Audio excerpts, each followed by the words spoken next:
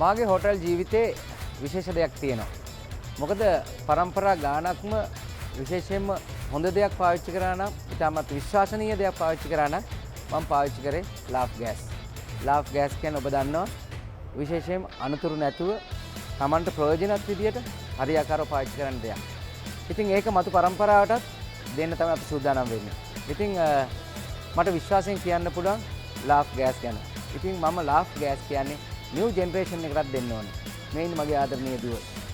ඉතින් මගේ ආදරණීය දුවටත් අනිවාර්යයෙන්ම මම තාත්තා කෙනෙක් වශයෙන් දෙන්නේ තමත් වටිනා දෙයක්. ඉතින් රත්තරන් වගේ දුවෙක් ඉන්නවනම් රත්තරන් වගේ වටින ලාෆ් තමයි මම අනිවාර්යයෙන්ම ඇයටත් කියන්නේ ගන්න කියලා. මොකද අලුත් පරම්පරාවකට අලුත් දෙයක් දෙනවා නම් අනිවාර්යයෙන්ම හොඳ දෙයක් ඒ වගේම තමයි විශ්වාසනීය දෙයක් දෙන්න ඕනේ.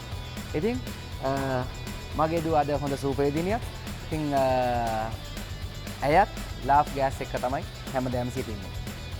මගේ නම විසුද්ධිකා ජෙනේවරා දාබරේ.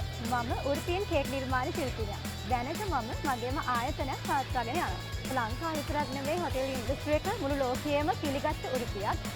විශේෂයෙන්ම හොටෙල් ෆීල්ඩ් එකේ කිව්වම දැන් මම ෂෙෆ් කෙනෙක්. නමුත් ෂෙෆ් කෙනෙක් කියන එක විතරක්ම නෙවෙයි හොටෙල් ෆීල්ඩ් එකේ ගොඩක් ජොබ්ස් තියෙනවා. ගොඩක් ඔපචුනිටිස් තියෙනවා. ඉතින් ඒ නිසා ලංකාව වගේ රටකට අනිවාර්යයෙන්ම හොටෙල් ඉන්ඩස්ට්‍රි එක ගොඩක් වැදගත්. ඉතින් මගේ තාත්තා ෂෙෆ් කෙනෙක් මම වගේම. ඉතින් තාත්තා මට රෙකමෙන්ඩ් කරේ ලාෆ් ගෑස්.